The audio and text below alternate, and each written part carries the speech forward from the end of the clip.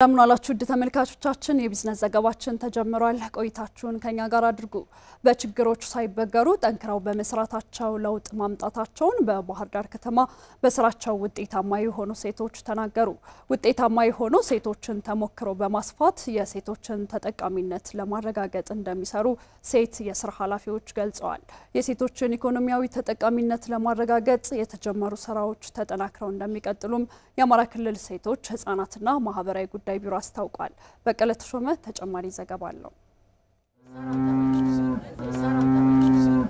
ከሰሞኑ በአማራ ክልል የተለያዩ አካባቢዎች ለሚኖሩ ሴት የሥራ ኃላፊዎች በወቅታዊ ጉዳይ ላይ ስልጠና ሲሰጥ ቆይቷል እነዚህ ሴት መሪዎችም በባህር ዳር ከተማ በተለያዩ የሥራ ዘርፎች ተሰማርተው ውጤታማ የሆኑ ሴቶችን ተሞክሮ ተመልክተዋል በሚያጋጥማቸው ችግሮች ሳይበገሩ በተሰማሩበት የሙያ ዘርፍ ጠንክረው በመስራታቸው በኑሯቸው ለውጥ ማምጣት መቻላቸውንም ውጤታማ የሆኑ ሴቶች ገልጸዋል አትክልትና ፍራፍሬ አትክል ነበር አሁን ደግሞ ያሳ የዶሮ እርባታ የተቀናጀ ግብርና እሱ ምንድነው አዋጭ እንዲሆን ነው በተቀናጀ መንሰራው ዶሮ ከ1000 በላይ ዶሮ አለን የእንቁላል ዶሮ ቤቱም የዶሮ ቤት እዚህ ጋም አለ እዛ ጋም ደግሞ እንደዚሁ ከሚሊዮን በላይ በሚቆጠር የሰራ ነው መሪገንዳ አለ ሁለት መሪገንዳ የስራ ድል ፈጥራ ያለው የ9 ሴቶችና 6 ወንዶች ወደ ውጭም ኤክስፖርት እስከማድረግ ድረስ እንደርሳለን ብለን ነው አላማችን አስበን የተነሳ ነው ሁለት ልጆች ገዝቼ አሁን እነዛ ሲወልዱ ሲዋለዱ የተሻለ ምለውንም ስገዛ ስናራባም እንዲወልዱ ስናረግም በተሻለ ዝርያ ያራባነ እዚህ ላይ ደርሰናል ላሞች ወደ 8 ናቸው እነዚህ አሁን ይሸጡ ቢባሉ ከ250 እስከ 300 ሺህ አንዷ ትሸጣለች ጊደሮች 4 አሉ ጥጆች 5 አሉ እነዚህ እንግዲህ በሚሊዮን የሚቆጠሩ ናቸው ማቀነባበሪያ ማሽኑን ገዝቼ የወተት ተዋጽኦችን የማከፋፈል እቅድ ነው ያለኝ እነዚህ ውጤታማ ሴቶች በራስ ተነሳሽነት ከትንሽ ነገር በመነሳት ስኬታማ መሆን እንደሚቻል ያሳዩ ናቸው ያሉት የባህር ዳር ከተማ አስተዳደር ሴቶች ህፃናትና ማህበራዊ ጉዳይ መምሪያ ኃላፊ ወይዘሮ ሰብለ ዘውዱም ሴቶችን በኢኮኖሚ ተጠቃሚ እንዲሆኑ የተጀመሩ ስራዎችን አጠናክረው እንደሚቀጥሉም ገልጸዋል የተሻለ ስራ ሰርቶ ራስን መቻል እንደሚቻል ራስን ቤተሰብን ማህበረሰብን እንዲሁም ደግሞ ሀገርን መጥቀም እንደሚቻል ያሳዩን በጣም የሴት በጣም ተምሳሌቶቻችን ናቸው በኢኮኖሚ ራሳቸውን ለማስቻል የብድር አገልግሎት የማቅረብ እንዲሁም ደግሞ ተመላሽ ያልሆኑ እንደየስራ ዘርፋቸው ታይቶ ራሳቸውን ሰርተው ራሳቸውን በራሳቸው ማቆም የሚችሉበት መንገድ እሱንም የማድረግ ከአጋር ድርጅቶች ጋር በመሆን በዛ ልክም የተሰሩ ሰፊ ስራዎች አሉ የውጤታማ ሴቶችን ተሞክሮ ወደ የአካባቢያቸው በማስፋት የሴቶችን ተጠቃሚነት ለማረጋገጥ እንደሚሰሩ በጉብኝቱ የተሳተፉ ሴት የሥራ ኃላፊዎች ገልጸዋል እንስሳት ሀብት ጋር ተያይዞ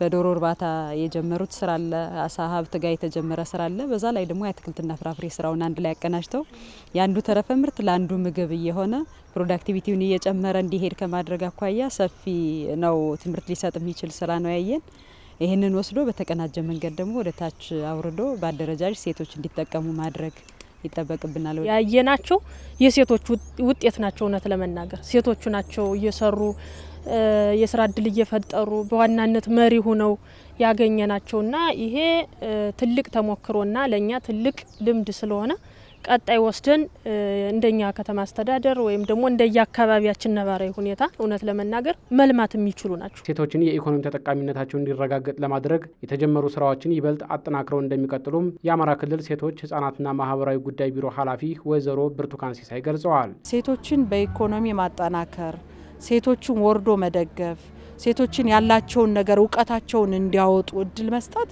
በጣም ትልቅ ነገር እንደሆነ በ2017 የስራ አፈጻጸማችን ያየነው በ2018 ስራችን ደግሞ እነዚህ የተጀማመሩ ነገሮችን በደንብ አስፍተን የምንሄድበት ነው ማለት ነው ሴት የሥራ ኃላፊዎቹ በባህር ዳር ከተማ እየተሰሩ የተለያዩ የኮሪደርና መሰረተ ልማቶችን ተዘዋውረው ተመልክተዋል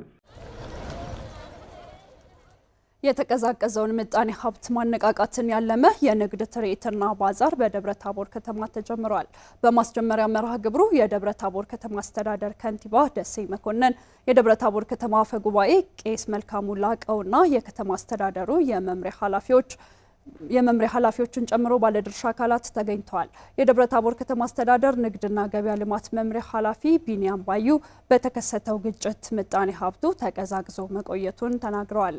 የንግድ ትርኢትና ባዛሩ ዋና ዓላማም በከተማ የተገኘውን ሰላም በመጠቀም ተዳክሞ የነበረውን ንግድ ለማነቃቃት እንደሆነ ገልጸዋል። ሸማቾችና ነጋዴዎችን በማቀራረብ ጥራት ያላቸውን ምርቶች በተመጣጠነ ዋጋ በማቅረብ ከፍተኛ ሚና እንደሚኖረውም አንስተዋል። ለ10 ተከታታይ ቀናት በሚቆየው የንግድ ትርኢትና ባዛር የአካባቢው ማህበረሰብ በንቃት እንዲሳተፍ ጥሪ አቅርበዋል። የደብረ ታቦር ከተማ አስተዳደር ከንቲባ ደሴ መኮንን ከተማ ከአንጻራዊ ሰላም ወደ ዘላቂ ሰላም እየመጣች መሆኑን አንስተዋል። የተገኘውን ሰላም በመጠቀም ባዛሩ መዘጋጀቱን ነው የተናገሩት። ዘገባው ያለምነሽ ንጉሴ ነው። ግብር ከፋዮች በወቅቱ የሚጠበቅባቸውን የገቢ ግብር እንዲከፍሉ ከባለድርሻ አካላት ጋር እየሰራ መሆኑን የሰሜን ወሎ ዞን ገቢዎች መምሪያ አስታወቀ። መምሪያው የበጀት ዓመቱን የ11 ወራት አፈጻጸምና የግብር ንቅናቄ ሳምንት መድረክ በወልዲያ ከተማ አካሂዷል። መረጃውን ያደረሰን የሰሜን ወሎ ዞን የመንግስት ኮሚኒኬሽን ነው። ሳሙኤል አማረ የታቀደውን ገቢ በአግባቡ ለመሰብሰብ የቅድመ ዝግጅት ስራዎችን እያከናወነ መሆኑን የሰሜን ወሎ ዞን ገቢዎች መምሪያ አስታውቋል። በ2017 በጀት ዓመት የመደበኛ ገቢ 95 በመቶ፣ የከተማ አገልግሎት ደግሞ 53 በመቶ ገቢ መሰብሰቡን የገለጹት የዞኑ ገቢዎች መምሪያ ኃላፊ አቶ አወቀ ደሳለው በገቢ አሰባሰብ ሂደቱ የታዩ ክፍተቶችን መለየቱንም ተናግረዋል። ከመደበኛ ገቢ አኳያ 95% አካባቢ የደረስንበት መንገድ አለ። ከከተማ አገልግሎት ገቢያችን ጋር ስናይ ደግሞ ወደ 53% የደረስንበት አለ። ጥቅል ድምሩ ከ85% በላይ ቢሆንም በዋነኛነት ከተማ አገልግሎት ገቢያችን ላይ ከፍተኛ ክፍተት አለ።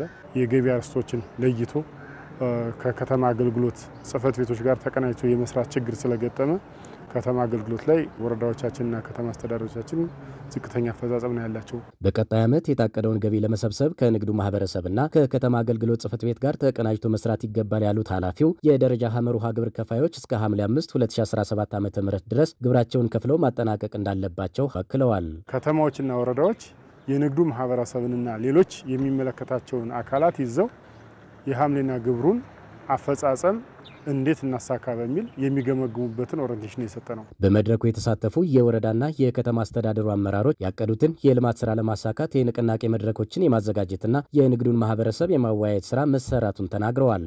አብዱላሂ ቢሆነኝ ይባላለሁ። ከአራ ከተማ አስተዳደር ገቢ ጽህፈት ቤት ኃላፊ ነኝ። ከተማ አገልግሎት ገቢ 99.8 አካባቢ ደርሰናል። እንደ መደበኛ ገቢ ወደ 109 አካባቢ የደረስንበት ሁኔታዎች አሉ። በቀጣይ ለ2018 በጀት ዓመት ለሐምሌና ግብሩ ቅድመ ዝግጅት ስራዎች እየተሰሩ ያሉበት ሁኔታዎች አሉ። ከም ዘንድሮ 100% ሞልተናል። ቀጣይ የደረጃ ሐመሩሃ ግብር ከፋዮችን በሐምሌ 2 ጨርሰን ለቀጣይ ስራዎች መዘጋጀት ይኖርብናል ለማለት ነው። ሳሌም ብርሌ ባላለሁኝ የመቄት ወረዳ ገቢዎች ጽህፈት ቤት ኃላፊ ነኝ። ይህን ገቢ በአግባቡ መሰብሰብና የወረዳችን ልማት ማፋጠን በቀጣይ ከሐምሌና ግብሩ ጀምሮ የወረዳችን ገቢ ልናሳልጥበት የምንችላቸው የንቅናቄ መድረኮችን በማዘጋጀት ከአጋር አካላት ጋር ውይይቶችን ጀምረናል። ግብር ከፋዩ ሐምሌ 1 ላይ ተግባራዊ ሊያደርገው የሚችለውን የገቢ አከፋፈል ስርዓት መሰረት በማድረግ የ2018 ግብርን ለመሰብሰብ ቅድመ ዝግጅቶችን አጠናቀን አሁን ስራ ውስጥ ነው ያለነው። በዞኑ በርካታ የልማት ስራዎች እየተሰሩ ነው ያሉት የሰሜን ወሎ ዞን ዋና አስተዳዳሪ አቶ አራጌ ይመር የታቀደውን የገቢ እቅድ ለማሳካት አዳዲስ የገቢ አሰባሰብ ዘዴዎችን በመጠቀም የተሻለ ገቢ መሰብሰቡን ተናግረዋል። በከተማ አገልግሎትም በመደበኛ ገቢ ወደ 1.6 ቢሊዮን ብር አካባቢ እቅድ ይዘን የነበረው በአሁኑ ተጨባጭ ሁኔታ የመደበኛ ገቢውን ወደ 95% ማሳካት የቻለበት ሁኔታ ነው ያለው። የከተማ አገልግሎቱም ገቢ ወደ 54% ላይ እንገኛለን። እንዳጠቃላይ ወደ 85% አካባቢ እንሰበስባለን ያልነውን ገቢ እቅድ ለማሳካት ጥረት አድርገናል። ወደ 1.4 ቢሊዮን የሚደርስ ገንዘብ ሰብስበናል ብሎ መውሰድ ይቻላል። ዋና አስተዳዳሪው በተለያዩ ከተሞችና ወረዳዎች የኮሪደር ልማት ስራዎችን ለማከናወን የሚጠበቀውን ግብር ለመሰብሰብ የንግዱ ማህበረሰብ ጋር መግባባት ላይ ተደርሷልም ብለዋል።